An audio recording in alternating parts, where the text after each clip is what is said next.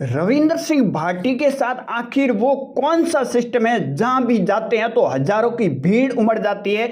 और अब रविंद्र सिंह भाटी ने ये भी संकेत दे दिए हैं कि वो कौन सी पार्टी में जाने वाले हैं, बीजेपी के अंदर या फिर कांग्रेस के अंदर। और रविंद्र सिंह भाटी का जो कल का मास्टर स्ट्रोक था, इस मास्टर स्ट्रोक के बाद में राजनीतिक गलियारों के अंदर एक चर्चा बन चुकी है कि रविंद्र सिंह भाटी के साथ आखिर वो कौन सा सिस्टम है।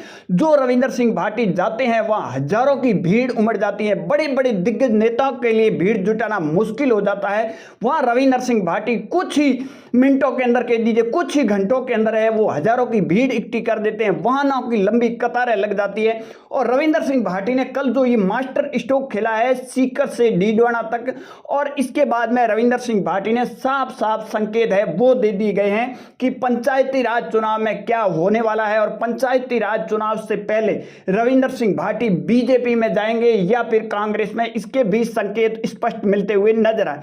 अब देखिए कल की जो तस्वीरें आई है रविंद्र सिंह भाटी की, उसके बाद में चारों तरफ एक चर्चा बनी हुई है कि रविंद्र सिंह भाटी के साथ आखिर वो कौन सा सिस्टम है काम कर रहा है। जहां भी जाते हैं, राजस्थान हो या फिर राजस्थान से बाहर हो, भीड़ इस कदर उमड़ जाती है जिसकी कल्पना तक नहीं की जाती।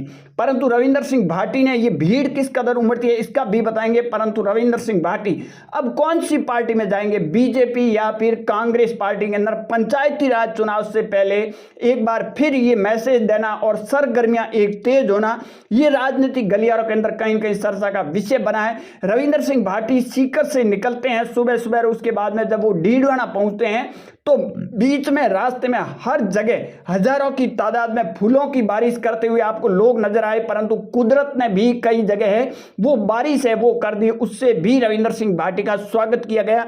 और उसके बाद में जब रविंद्र सिंह भाटी डीडवाना पहुंचते हैं तो उनका एक लंबा काफिला होता है जहां हाईवे पर जाम भी लग जाता है और रविंद्र सिंह भाटी कार्यक्रम में 2 से 3 घंटे तक डिले हो जाते हैं। बात की जाए तो डीडवाना के अंदर इतनी है लोगों का प्यार और भीड़ उमड़ जाती।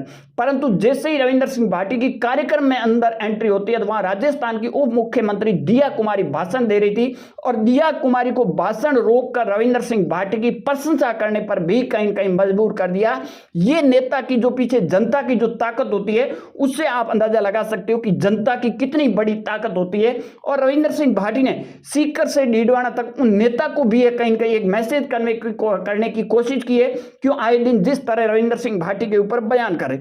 दूसरी ओर रविंद्र सिंह भाटी अब कौन सी पार्टी में जाएंगे, क्या रविंद्र सिंह भाटी पंचायती राज चुनाव से पहले क्या बीजेपी अपने दरवाजे खोलेगी या फिर कांग्रेस अपने दरवाजे खोलेगी। अगर बात की जाए तो पंचायती राज चुनाव में खासकर राजस्थान की अगर बात की जाए तो राजस्थान के अंदर बीजेपी के लिए भी इस बार मुश्किल है और कांग्रेस के लिए भी मुश्किल है, क्योंकि एक साइड हनुमान बेनीवाल ने फ्रंट खोल रखा है तो दूसरी ओर रविंद्र सिंह भाटी भी फ्रंट खोल रखा है। और रविंद्र सिंह भाटी ने एक बयान दिया था उसमें यह तक कह दिया कि अगर आपको कोई भी पार्टी टिकट ना दे तो मेरा सिंबल है वो तैयार है। और उसके बाद में ये भी खबरें निकल आ रही थी कि रविंद्र सिंह भाटी अपने टीम के लोगों को पंचायती राज चुनाव में उतार सकते हैं। परंतु उससे पहले रविंद्र सिंह भाटी का ये मास्टर स्ट्रोक, जिस तरह रविंद्र सिंह भाटी के लिए भीड़ जुटना, ये कहीं न कहीं एक संकेत रविंद्र सिंह भाटी ने भी दे दिया है। रविंद्र सिंह भाटी का ये मास्टर स्ट्रोक भी कह दीजिए।